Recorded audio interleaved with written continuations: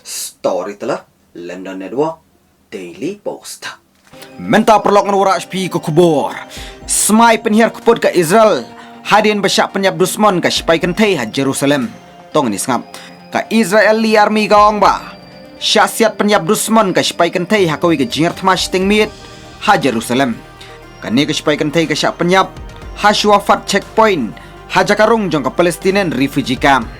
Kawai pat ke sipai ke laman saujur. Kadba arngut ki pulit kaput ki laman saw mulumala. Kani ka Palestinian refugee camp ka don harut nong ke Jerusalem. Jan seka-jeka jong ke jinglek persyak bashir kei bah West Bank.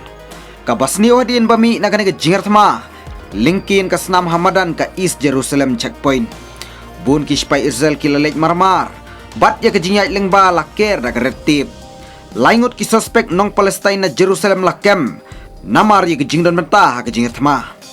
Pelong ke Israel ya ke jing betong ban yokam mi kinong hirtma.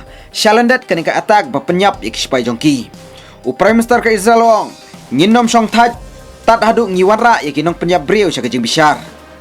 Kani ke jing hirtma ka jia ki kenta ba penyap ki sipai Israel. Ya arngut kinong Palestine ba hapreng khat arbat khat kendai snam ha West Bank. Ka Palestine Health Ministry ka ong ba yakini ki arngut la penyap da ki kuli Israel hajanin. Ki sipai Israel ki penyap jing talasi ha refugee camp. Banyak kami gunmen Muslim jihad.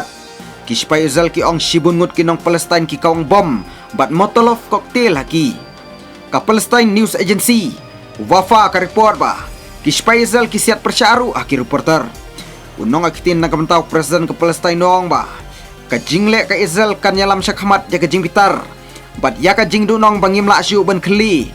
Ngihap ban penihar kuput. Kubli shibun. Story telah London Network Daily Post.